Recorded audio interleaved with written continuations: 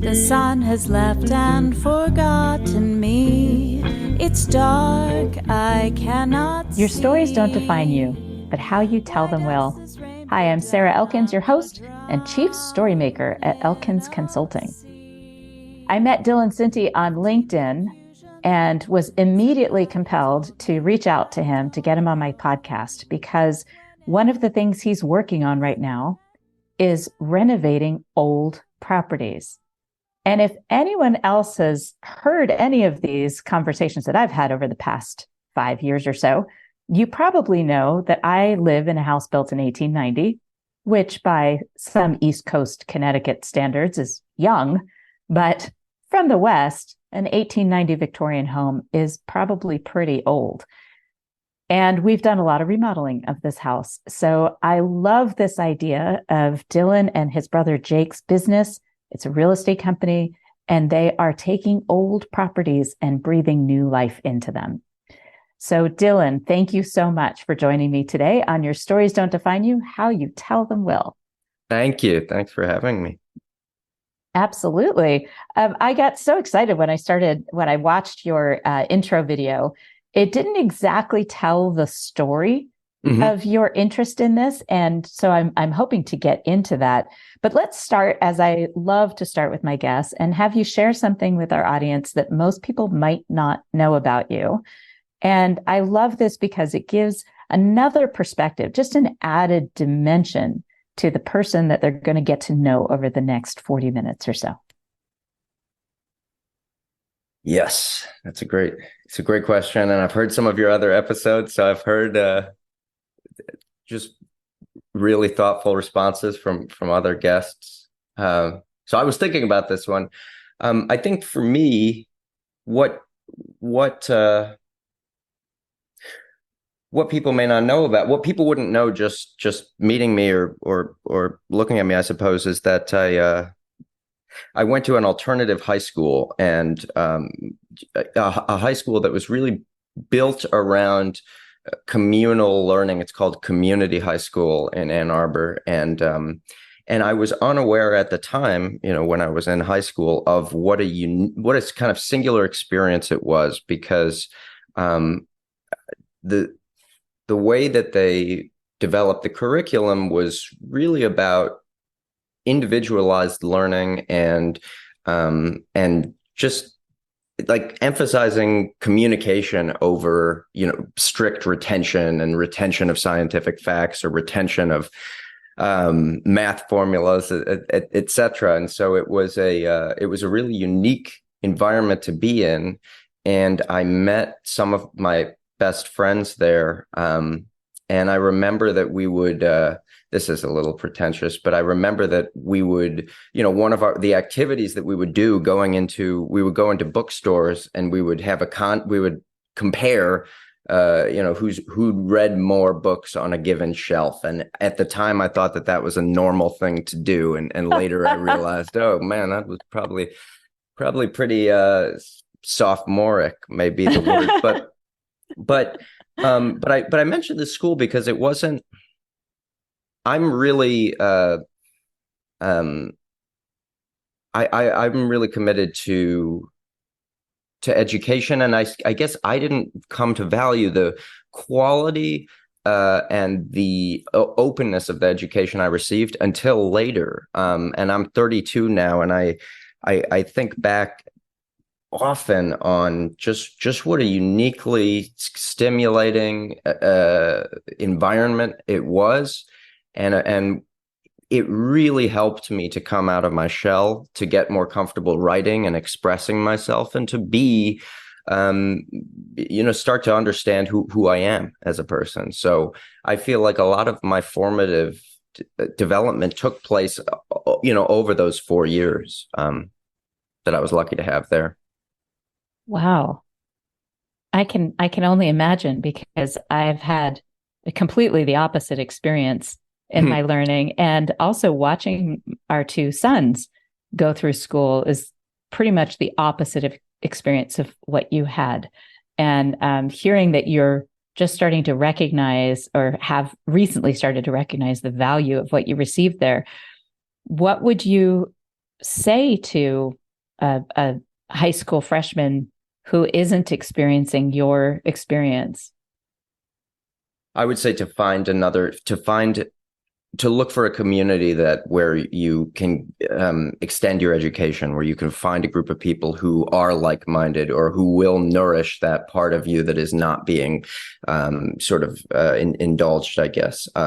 Find whether it's a local community group or even online, some kind of group of like-minded people. Just find ways to enrich your education outside of the classroom if you're not getting that in the classroom. I work with an organization called After School Matters that's based in Chicago. And the great thing about that organization is a lot of the kids who are involved in ASM come from underprivileged backgrounds, and they don't have access to the quality of education that I was lucky enough by living in Ann Arbor, Michigan, to have, and for them going to this after school program, and really being among, I suppose like-minded people is a way to augment the education that they're getting in the classroom. So I would recommend that for anybody. That's awesome. I love that idea, and it goes along with some of what happens here. And we live in a small town in Montana. It's the capital, Helena, but it's really only about 30 or 35,000 people in the city. And then you have, the surrounding area that comes into the city to work at government agencies and those that serve the government agencies.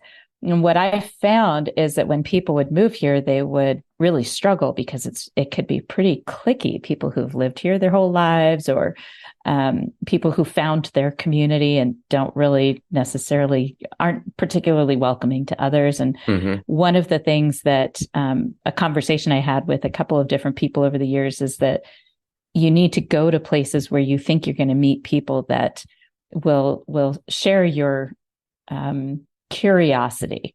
So I like to call it like-hearted, because right now more than ever, like-minded sounds like the silo of thought.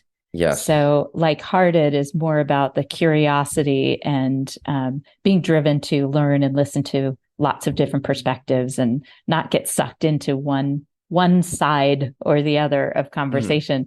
So I've had at least 3 different people come back to me years later and say, I went to the library and I joined this book club, and that's how I met my community of people. Or I started hiking. I got a dog and I started hiking on the trails nearby, and I started meeting all these other people that are doing what I'm doing out there. And now we hike together and we go have coffee together and we're in book clubs together. And so that's how they've found their communities. And I can imagine in high school, it might be a little harder, but one of the things I know my sons did is they made friends with the people who seemed like they were left out. And that seems to have created interesting community as well. Are they in high school now, or? No, they're out of high school. They're 22 and 25 now. Oh, cool. So they went through college, COVID. Well, I guess the 25-year-old was probably out by... Well, the 25-year-old took some classes, and then in 2020 just was not doing well academically. So he's going back shortly, but he took some time to try to figure out what he wants to do. And then the younger one is actually very close to graduating, but took another year off. And he's a lot like his mother. He has changed majors like 5 times. And so they're making their way. And that's, I think this is part of the education that they experienced, was that they weren't encouraged to be curious the way you were. They weren't encouraged to build a community of people who were curious and reading and wanting to explore outside of their circle. So luckily, I mean, our kids were definitely encouraged outside of school to continue to augment what they were receiving. But it's hard in smaller towns, especially in rural America, to find people that you're describing. Yeah, absolutely. It's a limited pool. Yeah, very much so.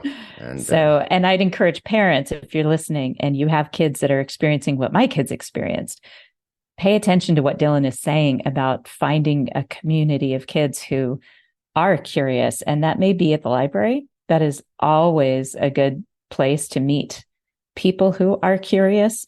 And of course, sports helps. But yeah, my guidance is to bring in community into your home, create it. And that's what we did here in Helena. And I attribute a lot of my children's success and loving personhood, I guess, to the community we built, as opposed to it being just the parents. That's great. Yeah, I really like that. And I think I did, when I got to college, I went to University of Michigan, and I found that I was suddenly very out of my depth and felt really out of place and lonely and all of that. And then I realized I had to do the work of finding the kind of community that I had basically taken for granted in high school, just to feel less lonely day to day. And so I ended up joining the college newspaper, and that was a way of making this big place a lot smaller for me. Finding like-hearted individuals. I like that term. I'll probably start using that. Please do. And just feeling a little bit more comfortable. So definitely something. I love that. Joining the newspaper, that makes so much sense. Yeah. And I love what you just said, that, joining the newspaper made this really huge place feel smaller. And that makes so much sense to me. So what was one of the stories or one of the experiences when you were working with the newspaper that's memorable to you? There are so many, because I was a city beat reporter, and so because I was from Ann Arbor, and a lot of the people who were on the newspaper had come from like New York or California, because a lot of people on either coast come in to U of M.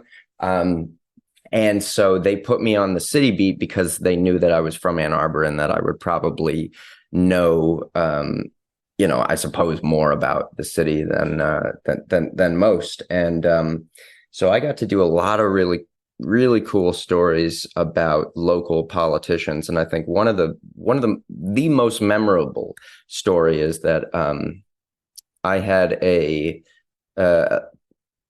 student at University of Michigan who was running for the Washtenaw County Board of Commissioners. And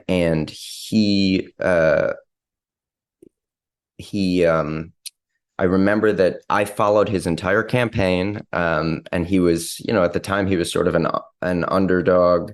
And as his campaign gained momentum, he began to realize, I actually have a pretty good shot at this. And so I got to cover the whole progression of his realizing that he was a serious candidate. And then the most memorable part is that on election day, I was with him, just kind of,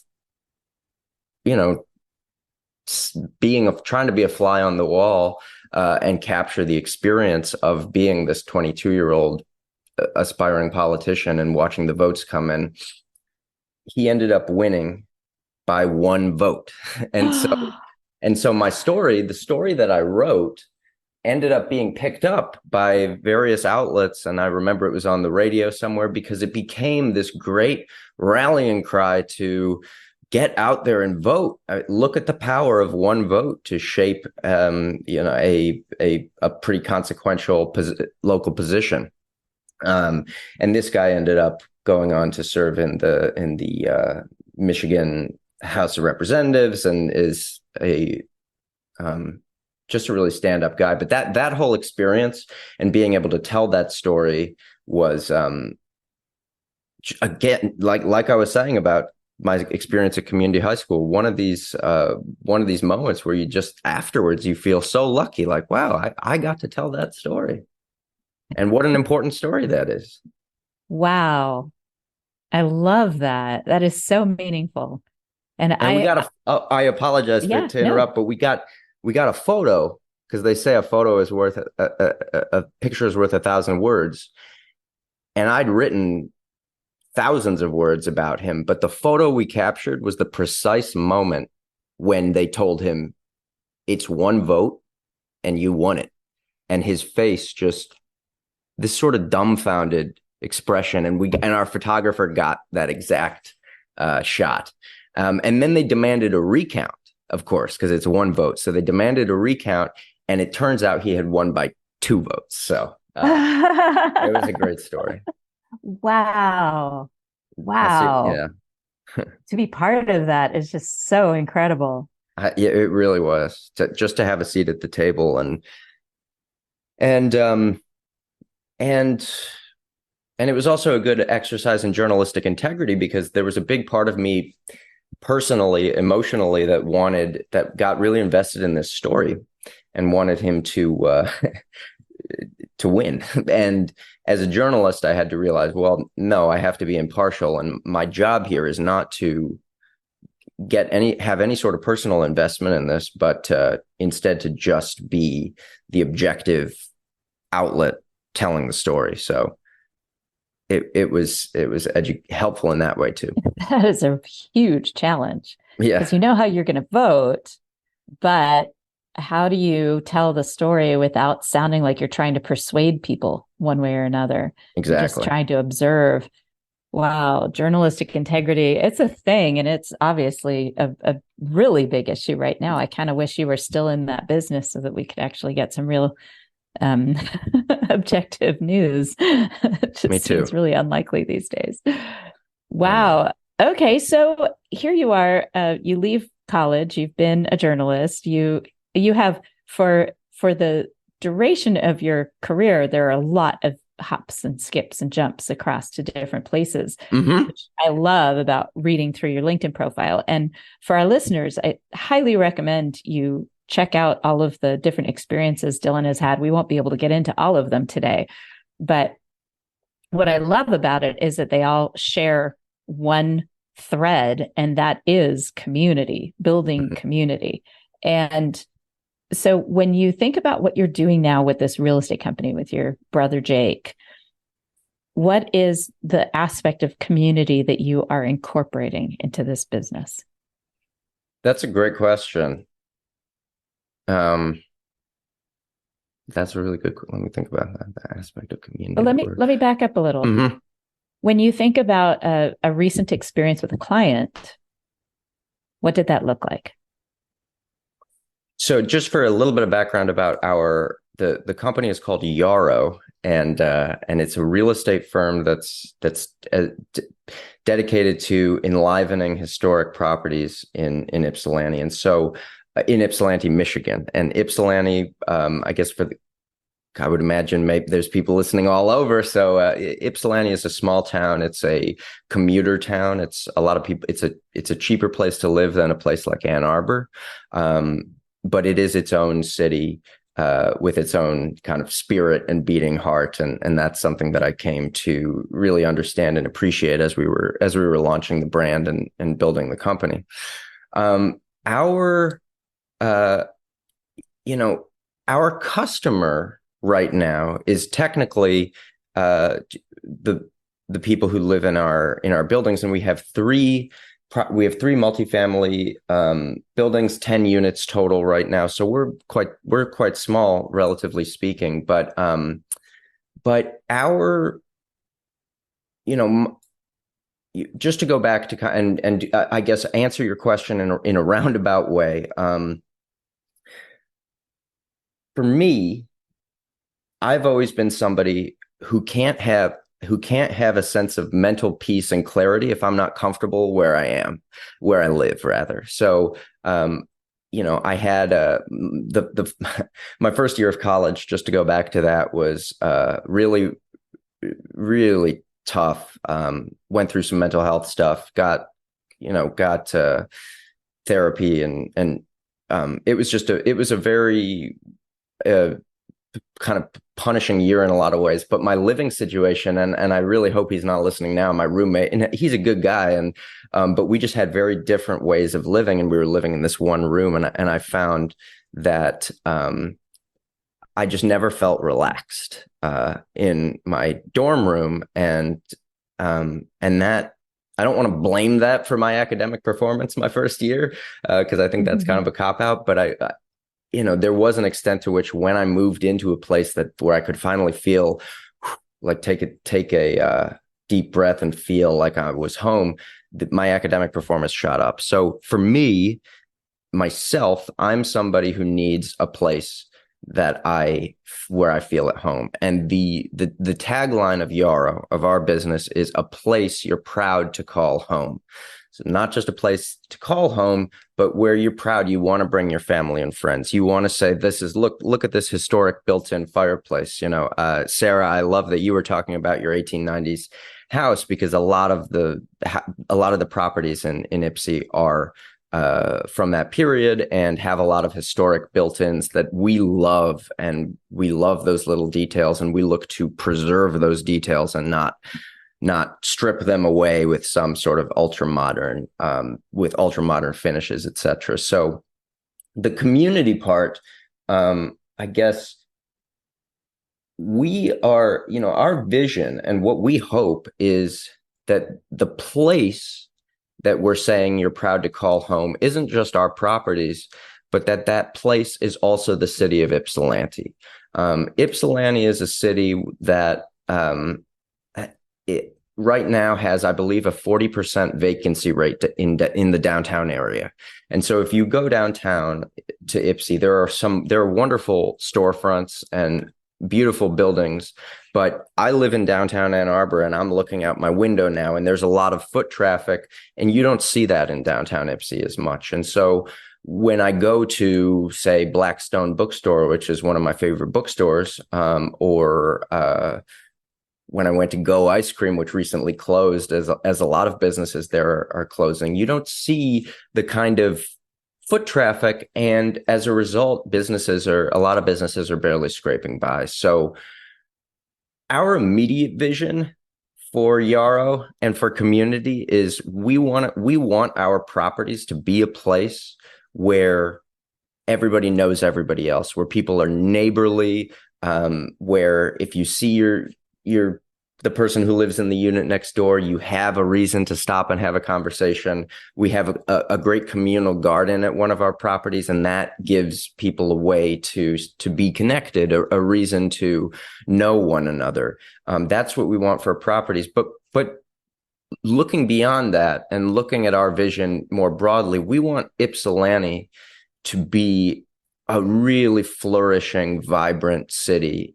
And we also understand, me and my brother, that we're not going to be the ones to facilitate that. We're not trying to come in. So I don't want to paint a narrative of we're trying to come in and reshape Ypsilanti. No, all we're trying to do is bit by bit play whatever role we can in kind of building up the community of Ypsi and making it a place where people, I guess, more of a destination where people say, I want to go to Ypsi this evening.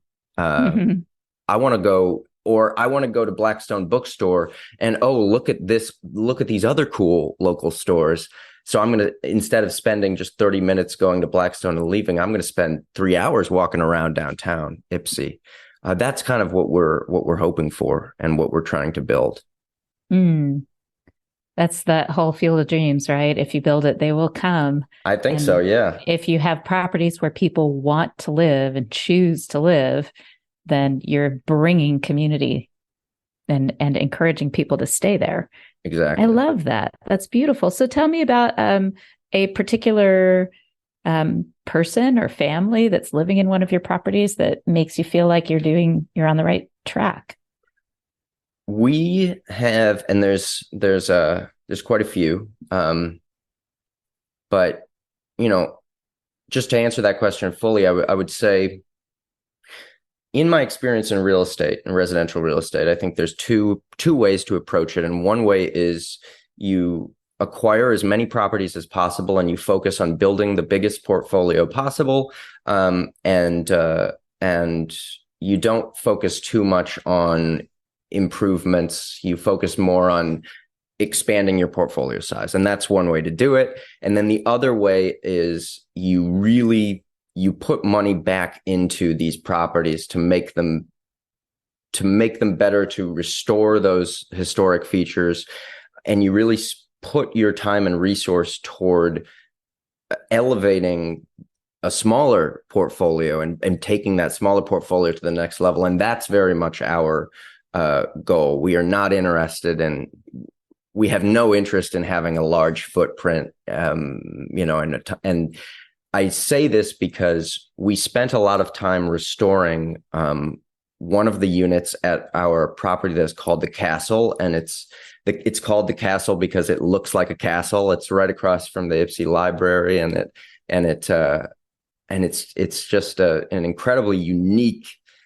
building. But the units on the inside had seen better days, and so when we bought the building, we immediately went to work restoring the unit, and restoring the original built-ins, the fireplace, making sure that the fireplace could actually work, which it didn't. But then we got it working. And so, to go back to your question about the tenant experience, we found this couple, and they're both school teachers in the Ipsy area. And when they walked in to the remodeled unit, they said this feels like home.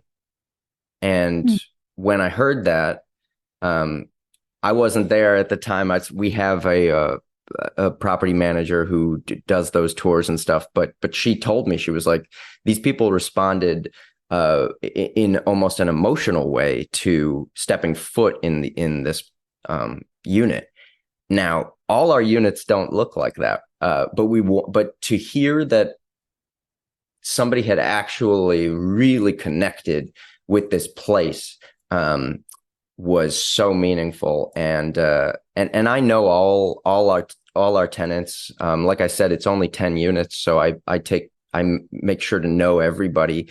And I've spoken to them since, this young couple and they're both teachers, like I said, and right now they're getting ready, because Michigan winters are brutal, really brutal. And so they're getting ready to actually use that fireplace and bring over their family and friends. And so, when you're doing the work of renovation, and I'm not sure if you've done big renovation projects, but they're so incredibly fraught and stressful, and they always cost more than you think, and they take longer than you think.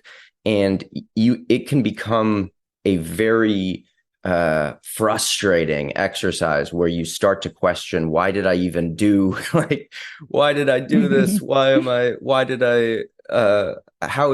I ever going to get this unit ready? And for it to come full circle and have two people step in and immediately feel like they're home, feel comfortable, is so affirming for me of what we're trying to do with the company. That's a perfect demonstration. That's perfect. And it comes right back full circle to what you were saying about being able to really fully live in who you are, only being accessible to you when you're living in a place that allows for that security and foundational contentedness. Yes, exactly. That's what I like. Foundational contentedness is a great term. And I didn't have, once I had that, my life changed. And if I can be a part of creating that for other people, however indirectly, I want to do that. And professionally. So. In my house, I love to feed people, and I like to contribute in that way, where they come to our house and they feel suddenly this sense of home, the sense of being nurtured and nourished. And that's what you're describing, is providing a space for them to find that experience for themselves. Yeah. And I think it comes back also to that whole idea of belonging, which is a big buzzword right now. But when it comes down to it, if you feel a sense of belonging where you are, where you live, your life will change. And that's straight up, especially if it's a healthy kind of belonging, as opposed to belonging to a group of people who hate. Belonging in a group of people who love and are curious, that's absolutely life-changing. Yeah, that's really well That's really well said. I agree. And I know that belonging is, I want to think more about what that word means because I know that DEI is now DEIB. Mm-hmm. And in my, when I think about diversity, equity, and inclusion and belonging, I don't know the difference between inclusion and belonging, which just shows me that I have more education to experience. Well, a couple of resources. And for our listeners, there will be links to these LinkedIn profiles. A couple of great resources for that are Shelley Brown with Shelley, Mm-hmm. Paul Howry, Haury. Let's see, who else? Ozlem, Ozlem Brooke, Brooke, Errol, Erroll. She's from Turkey. She talks about purpose. And when you put her conversations with Paul Howry's belonging conversations and Shelley Brown's belonging conversations, you end up with really, truly life-changing language to use and perspectives when it comes to, as another group, purpose and performance group. They talk a lot about belonging. They're fantastic as well. They, two of their primary contractors or consultants, Luke Freeman and Hannah Bratterud, did a whole session on belonging in the No Longer Virtual event in Park City, Utah in 2022. They talked about the distinction between belonging and fitting in. So inclusion is having everybody at the table. Belonging is making sure they feel like they can contribute. That makes, so you can be included, but still not feel like you belong. Exactly. So belonging, okay, that's interesting. And when you said purpose and performance, that's an entity, or is that a group is that like, what is that? Yes. So purpose and performance group, they are, or near there, did a session on belonging, and one of belonging and fitting in. And that's a really important distinction. In my world, I've been talking about this for like 10 years.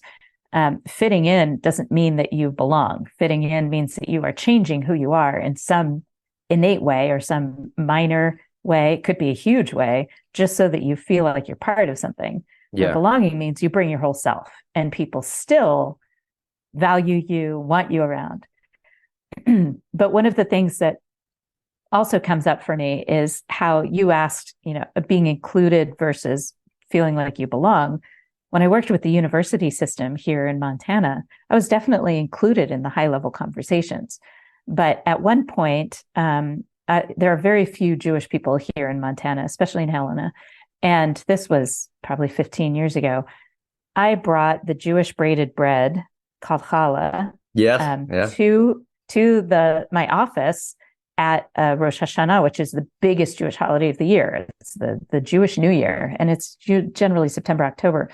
And so that time of year, we make our challah round like a wreath, and it's beautiful. And it usually has like sweet dried fruit in it and honey. It's to represent the new year and the cyclical life of time.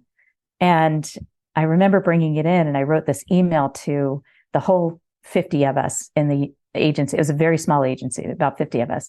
And I said, hey, I brought this challah to share with you. And this is what the Jewish culture is about. And this is what we're celebrating this time of year. And a little while later, I got a call to come to the HR director's office. And he said, well, we heard a complaint about the email you sent. And I said, oh, did you explain to them that it was culture? It wasn't about religion. It was, to share my culture.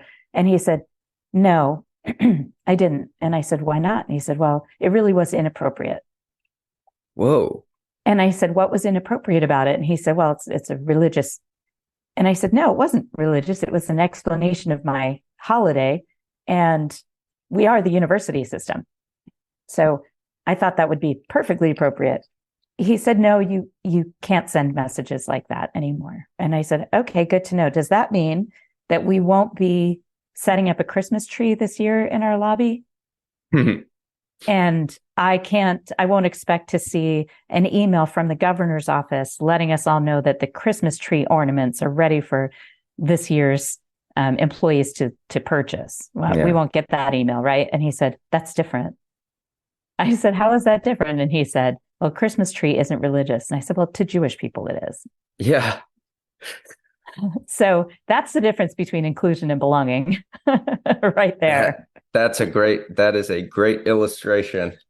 Yes. And as a fellow Jewish person myself, that resonates, because I would always wonder, growing up, I would wonder why Hanukkah would happen when we had school, because obviously Hanukkah happens at different times of the year, and sometimes it wouldn't coincide with winter break. And that double standard is that helps me understand belonging better. But I'm also absolutely going to check out Shelley Brown and Paul Howery and the resources that you mentioned, because I just feel that, one of the things that I'm missing out on not being in school is a new set of vocabulary, especially around equity, diversity, all of it. And just what I don't want to lose as I get older is the spirit of not knowing and being eager to learn. And something that I notice as people get older, I think that there's, not to overgeneralize, but I think there's people who get older and become more hardened and fixed in their beliefs. And then there's people who get older and become like softened and opened up. And my grandfather, who's still living, is very much that way, where he's just so open and eager to learn and evolve and be as compassionate as he can be. And I hope to evolve in the same way. So as you were talking about these resources around belonging, I was scribbling down. I love it. I love it. Yeah. And once you start reading those people, Brooke Errol and Paul and Shelley, you'll see, and Luke and Hannah, you'll see even more people talking about this in ways that are really approachable for businesses. That it's not so woo-woo, it's not so touchy-feely. It's about the benefits to the people who work together, and how that actually makes a business much stronger and more successful, more innovative, a lot more potential for long-term goal setting and achieving. So yeah, you're going to love these people and that circle of friends. I'm looking forward to hearing how you experience that. Yeah, and that's wonderful. And to me, just thinking about the corporate, one of the most important things for me, and I have my experience before creating this company, was in branding and brand identity, and just creating how do you create an authentic brand image that you can put out there and stand behind 100%. And to me, it all centers around that word authenticity. And if as a brand you espouse a set of values that you so clearly do not live by internally, or if you champion diversity in a performative way, but not a really meaningful way. So for instance, if you're a marketing agency and you have a well-funded DEIB arm, and yet nobody in your at the C level and above is a person of color or a person who's bringing a diverse or underrepresented perspective to the table, then you're not fully committed to diversity and inclusion. So for me, with this company, with Yarrow, I wanted to make sure that everything that we're saying is something that we can stand behind. I didn't want any of our messaging to be aspirational, aspirational is fine, but I guess I didn't want anything to be like something we could one day not live by. And so for me, with Yarrow, we are a business, and we need to make money. We need to collect rent. We need to be a landlord in one way, which is the it is transactional in the sense that you are living in our properties, paying us, and we are in turn providing you with a place, as we say, that you're proud to call home. So what I don't want to do is set a vision for Yarrow that's disingenuous, that says we're going to, we're moving. We want housing to be free for everybody, because I would love for housing to be free for everybody, Right. but that's not something that we are. What we're going to work toward is making beautiful and really highly livable places accessible to people who are tired of paying exorbitant amounts in places like Ann Arbor. So what we're committed to is always keeping our pricing attainable for that school teacher, for somebody who is not making a big tech salary. And so I guess just for me, what is authentic for me is knowing what our values are and sticking to them, and not getting too self-important about things that I won't be able to deliver on, Right. Yes. I love that. Years ago, probably 2 years ago, I interviewed Kenny Aronoff, who's one of the top 100 drummers of our time, according to Rolling Stone. I interviewed him on my podcast. I asked him how he stayed humble, because this guy, he plays with Melissa Etheridge, and he's played with Smashing Pumpkins, and he toured with John Cougar Mellencamp for 10 years. Like, this guy could play with anyone at any time. And I said, how do you stay humble? And he said, I wake up every day knowing I could be better. I could be even a better drummer. I have to keep working at it. Wow. And I laughed, because it was right after I had a keynote that went very, very well. And I was still working my regular job at the city. And I remember going into the building and no one knowing what I had just accomplished. And it felt very humbling, because I wasn't going to tell him. And then I told Kenny, I said, you know how I stay humble? I came home and I cleaned my own bathroom. I scrubbed my own toilet, and there is nothing more humbling. And he said, well, I don't do that. And I said, I know you don't do that. But there is nothing more humbling than that. Or for me, I am a big cleaner, and that's my way of de-stressing, vacuuming. I have very big hair, so it gets everywhere, and just vacuuming. I love it. Thanks. Yeah, I've embraced the Jewish hair. I've fully embraced it. And there was a time where I was self-conscious about my hair being, a combination of curly and frizzy. And now I can't. Now when it's short, I don't feel like myself. So. Well, for our listeners, I'll take a screenshot. I forgot to do that when I interviewed another friend last week, but I'm going to definitely take a screenshot so we can see ourselves.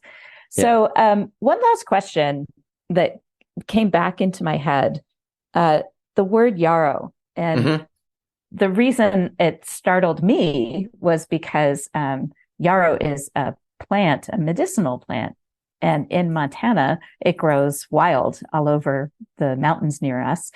And it has traditional medicinal use by many native tribes in this area. It is, I think it's an anti-inflammatory, the root. That's right. The root. So why yarrow for the name of your company? For us, there's a number of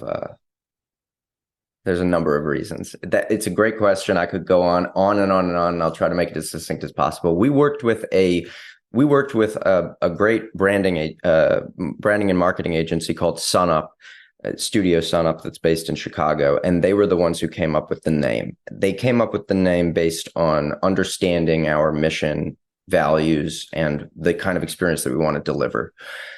They put a number of names in front of us. So the process of company naming is, and I've done some of it, and I'm no good at coming up with names as a brand strategist. That's like my weakest point. I can't do it. But they did it, and they put 6 names in front of us. And just to give you an example of some of the other names, what we could have gone with, Metal Mark was one of the names, Copperlink, Centurion, which would have played on our name, Cinti. And we immediately said we don't want that one because for me, I mean, I don't know, my brother and I are two cisgender white males in real estate. There's nothing exciting or interesting about that. Like if I'm outside looking in and I'm seeing two guys like me and my brother championing their name and putting their name out there, I personally would think, that kind of falls flat to me. So, Yarrow, the reason we chose Yarrow, it was several reasons. It didn't resonate as strongly with me, I will be honest, as it did with my brother. The really decisive voice, the decisive vote, I guess, was my brother's wife. She responded really well to it, and she's way smarter than me or my brother for sure, either of us. So she's somebody who's really devoted to just creating a better world for underserved people, and she wants to be a public defender, and is just a wonderful person, and not, she's not embedded in business stuff, that doesn't have any interest in that, but she responded really well to Yarrow. And I think the reason is because Yarrow, it just reads as unpretentious, attainable. And then, yes, the fact that it does have medicinal use, that it is associated with relaxation, that it's a flower. We just wanted something that was very indicative of home. And it's not an incredible, an incredibly, I don't know what the word would be, ornate flower. It's more, it just reminds me of what it is to be in the Midwest, which is like, it's there, it grows, it's unpretentious, it's helpful.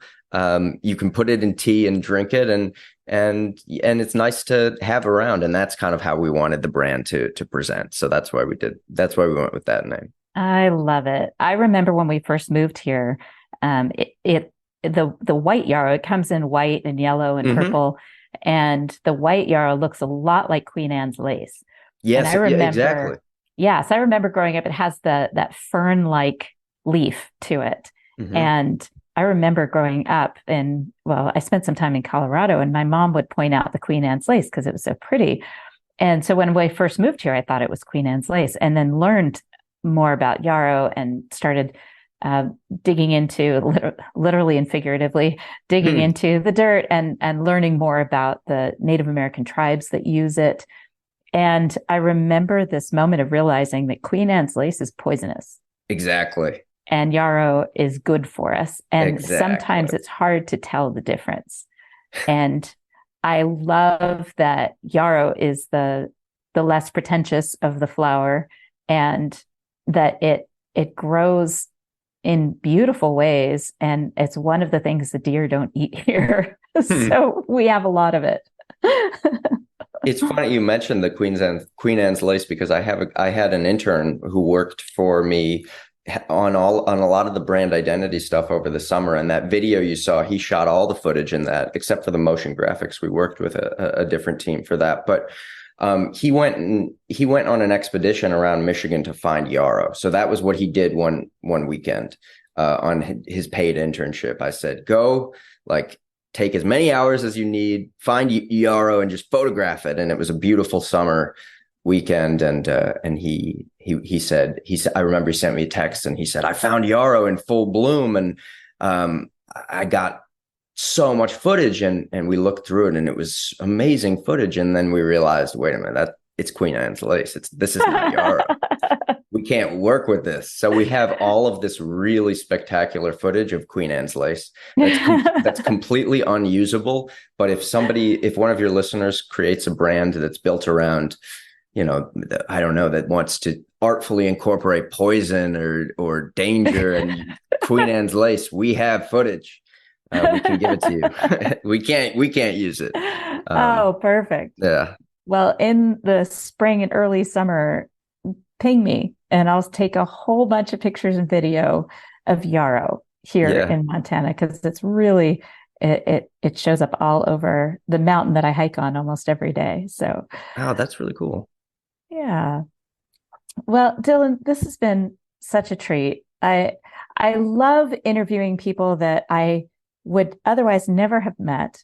And the fact that you reached out to me, and I had immediately decided, this is somebody I definitely need to meet. And thank you. So I'm not surprised that this has been such a lovely conversation. And I am honored that that you had listened to a few episodes and then reached out and said, I liked your format. It sounds like something that could be fun. So I just really appreciate your time.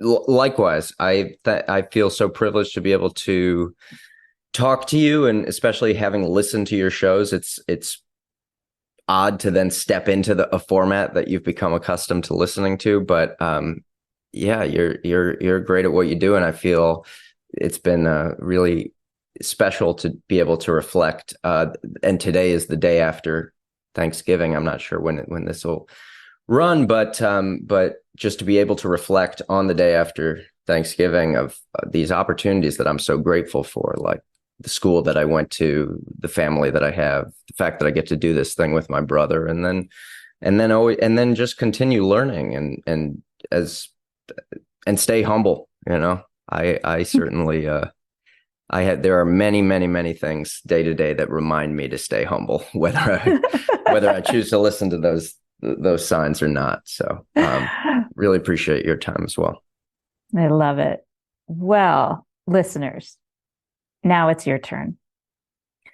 When you think about a brand, maybe you could turn that around and consider your own personal brand.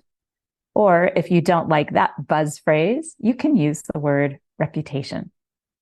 What are you putting out there to demonstrate who you are and what matters to you? What stories are you telling? What images are you sharing? What are you doing on social media? Because all of what you do are making stories for other people to consider who you are. And if you are putting things out there that aren't in alignment with how you want to experience yourself and how you want others to experience you, then you're going to feel a disconnect and extreme dissatisfaction in relationships and in life. So I encourage you, think about what your reputation is and what you want it to be. And really consider how your behavior, your actions, and what you share contribute to who you believe you are, how you experience yourself, and how the people in your life get to experience you. Your stories don't define you, but how you tell them will. Thanks for listening. Smile, what's the use of crying? You'll find that life is still worthwhile if you just smile.